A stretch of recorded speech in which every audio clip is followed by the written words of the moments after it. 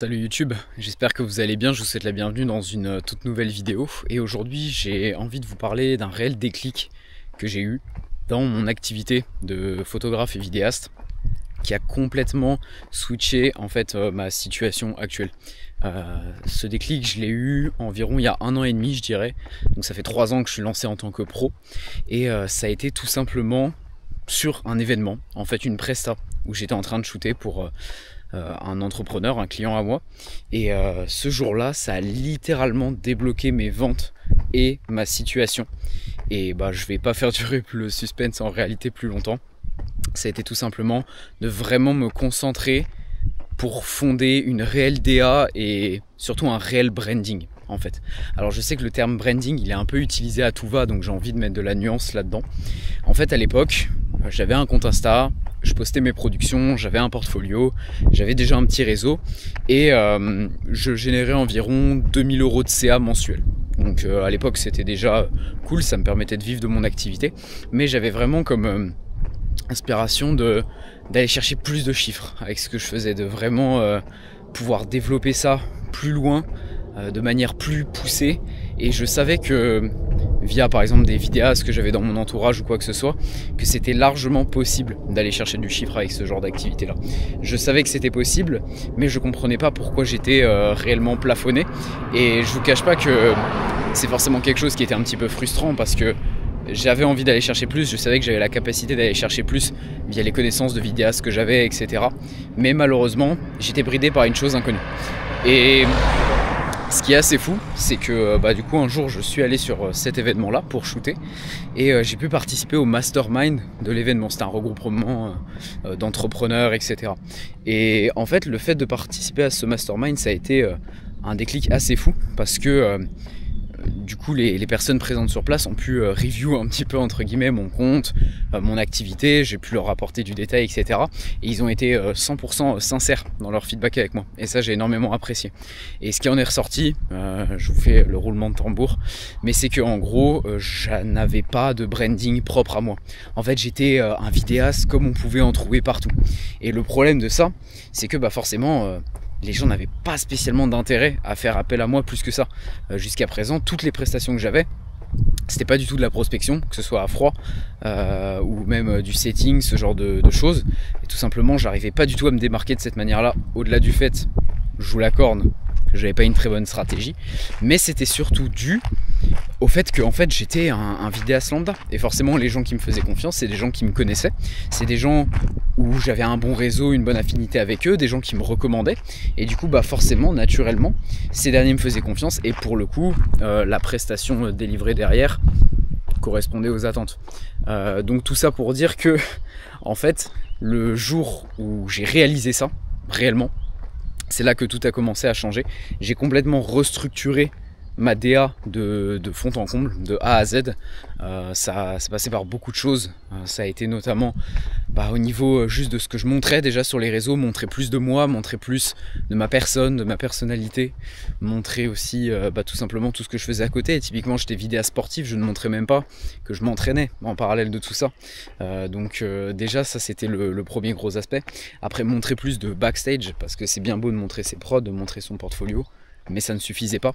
Donc c'est passé notamment par montrer mon process de post-production sur les projets, de montrer plus de backstage de tournage, de montrer tout simplement mes déplacements, mes voyages.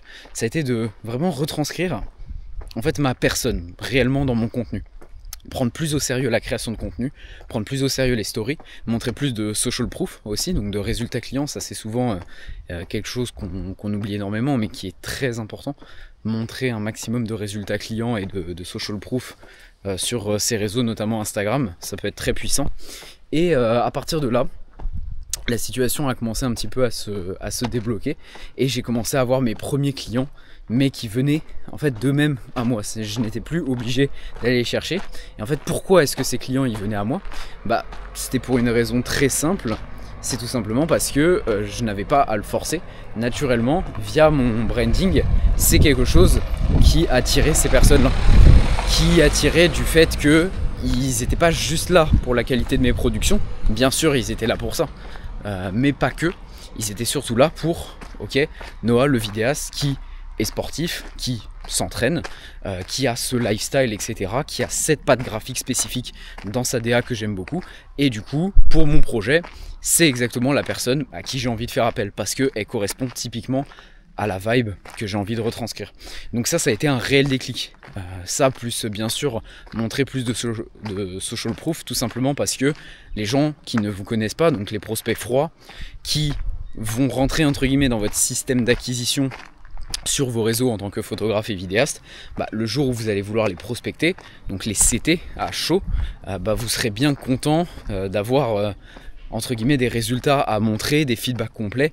Et là je parle pas juste de petits messages que vous repartagez sur WhatsApp, je parle réellement avec vos clients sous contrat de tourner des interviews avec eux, donc que ce soit des formats podcast en version longue, mais ça peut très bien être aussi des formats beaucoup plus courts, donc par exemple en vertical. Ça peut prendre aussi la forme de vocaux, de petits retours vidéo qui vous enregistrent eux-mêmes avec leur téléphone par exemple. Ça peut vraiment être plein de choses, mais aujourd'hui c'est ça également qui me manquait réellement et qui a débloqué ma situation. Bien évidemment, me pencher sur la vente, sur le closing, tout ça, comme je vous l'apprends dans les vidéos, ça m'a aussi énormément aidé, mais le facteur personal brand a énormément joué en ma faveur également.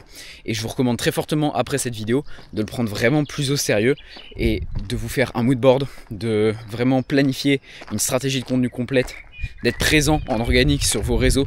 On a tendance, quand on est vidéaste photographe, à se concentrer que sur le delivery client, mais pas assez penser à sa propre création de contenu. Alors qu'en réalité, c'est une arme extrêmement puissante. Donc essayez de vous pencher plus sur tout ça et je vous garantis que ça vous apportera des résultats, parce qu'aujourd'hui ça a été mon cas. J'ai pu vraiment faire une vraie transformation sur mon activité grâce à ça. Et pour vous dire, le mois d'après, je suis allé taper les 3-4 chiffres d'affaires, donc 1K en plus, et après ça a été exponentiel. Et pendant l'été, j'ai réussi en freelance, en solo, à atteindre plus de 5K de CA, du coup en tant que vidéaste photographe, juste et majoritairement en faisant attention à ça, parce que derrière ça a découlé sur plein d'opportunités. J'ai pu retravailler avec des clients avec qui j'ai travaillé en single sur des grosses prestations à étiquette, et tout s'est enchaîné très rapidement. Et après j'ai pu débloquer mes premiers vrais contrats avant de passer sur mon agence avec mon associé. Donc tout ça pour vous dire, prenez ça vraiment plus au sérieux, ok. Et n'hésitez pas, si vous avez de toute manière des questions, à me les poser directement sur Instagram les amis, parce que c'est là-bas que ça se passe pour être beaucoup plus réactif. Là déjà je suis très content d'avoir repris ce rythme avec YouTube, de vous faire des formats raw comme ça. C'est magnifique, on a un beau décor, on est dans la campagne, on marche, on apporte de la value, c'est tout ce que j'aime. Et bien évidemment, si aujourd'hui tu as envie d'aller chercher beaucoup plus avec ton activité, que tu sais pas un peu comment t'y prendre sur la partie vente, c'est la spécialité de cette chaîne YouTube, donc pense bien à t'abonner. Et tu as directement en description ma méthode complète qui est 100% gratuite bien entendu, qui va t'apprendre justement à monétiser efficacement ton activité de créateur pour aller chercher plus de ventes, plus de contrats à long terme et stabiliser ainsi que scale tes revenus. Donc si tu as envie de découvrir la méthode, ça se passe sur le lien juste en dessous.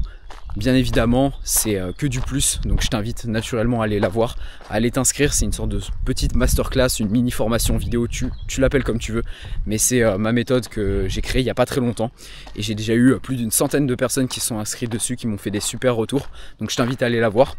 Et sur ce, je te dis à la semaine prochaine pour une nouvelle vidéo. C'était Noah, à plus.